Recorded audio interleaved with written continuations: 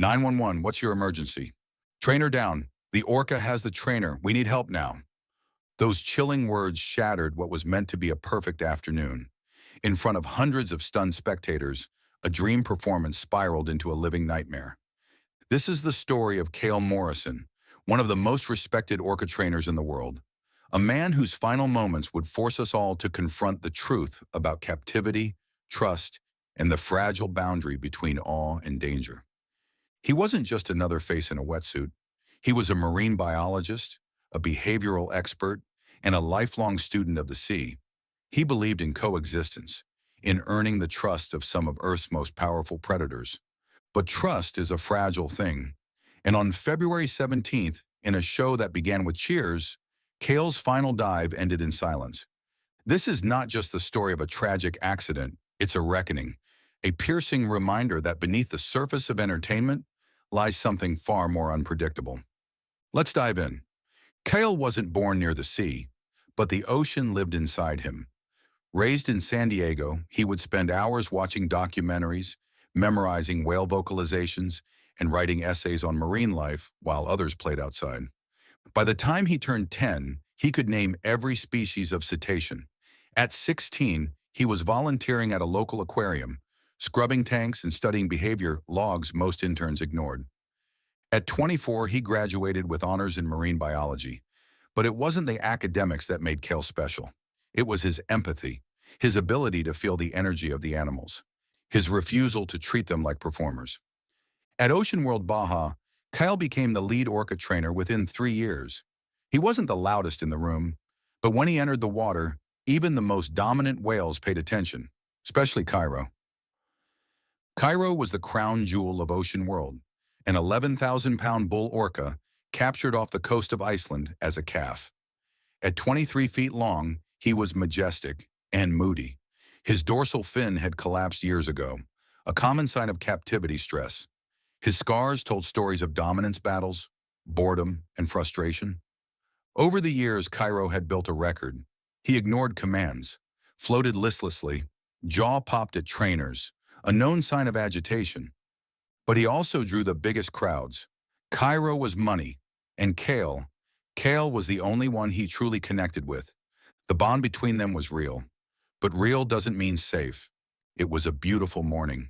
The sun glinted off the surface of the main tank as the Orca spectacular began. Children cheered, cameras flashed. Kael ran through his routine. Wetsuit zipped, headset checked. Cairo breached in perfect form, soaking the crowd. From the outside, it looked flawless. But behind the scenes, something was wrong. Cairo was sluggish. He hesitated at 2 cues. His tail slaps were harder than normal, more force than finesse. Still, Kael proceeded. He always believed in reading the animal's energy, and Cairo seemed calm enough, until he wasn't. At 11:58 a.m., Kael stepped onto the submerged platform for a close contact routine. He extended his arm, signaling a side swim. Witnesses said it looked like a whisper of a moment. Cairo dipped beneath the water, then rose, but not where expected. He lunged. Clamping his jaws around Kael's arm, Cairo yanked him beneath the surface with terrifying force. Screams erupted. Children cried. Parents stood frozen, some still recording. Underwater, a violent struggle began. If this story moved you, press on red subscribe button and turn on notifications for more updates. Trainers immediately activated emergency tones, underwater sound pulses meant to distract the orca. Cairo ignored them. He dove, he rolled, he thrashed. Kael, trapped in his jaws, was pulled deeper every second. Staff threw nets and bait. They shut emergency gates. One trainer tried using Cairo's favorite toy to lure him away. Nothing worked. At 12:03, the emergency dive team arrived, but protocol barred them from entering while the orca was still aggressive. They watched helplessly as the water churned, then stilled. At 12:08, Cairo released Kael. His body floated motionless. Paramedics tried CPR beside the pool, but by 12:23 p.m., he was gone. Ocean World Baja issued a single statement that evening. They confirmed Kael's death, expressed sorrow, and offered no further comment. But the silence outside the gates didn't last. Within hours, the news exploded. Headlines screamed across screens. Orca kills veteran trainer.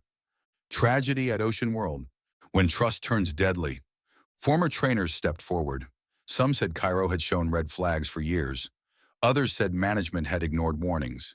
Internal reports surfaced, documents detailing past incidents that had never been made public.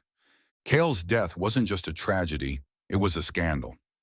By the end of the week, protesters gathered at Ocean World's entrance. Candles, flowers, signs that read "Free Cairo" and "Justice for Kael."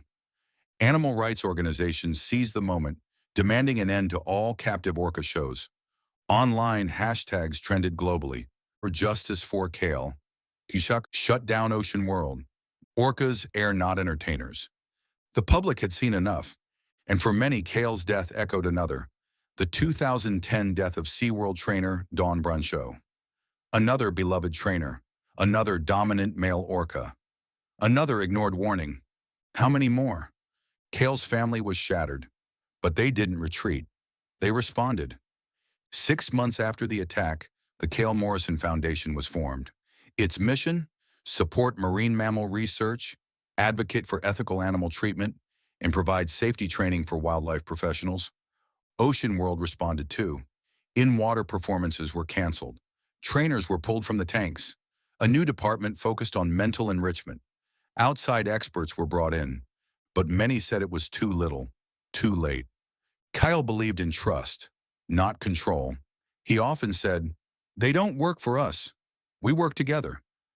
But in the aftermath of his death, the world asked, can trust ever be enough? Can a wild predator, intelligent, emotional, and built for the open sea, truly thrive in a confined pool?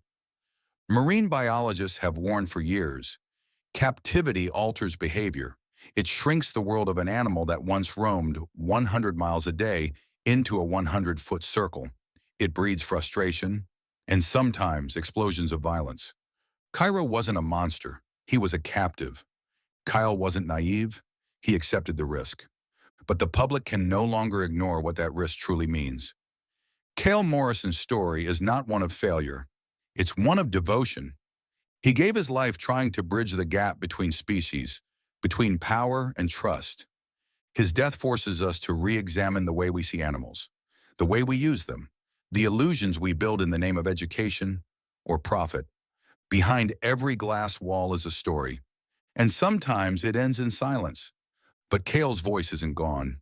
It echoes in every reform sparked by his sacrifice, in every young scientist inspired by his passion, in every orca given one more moment of freedom.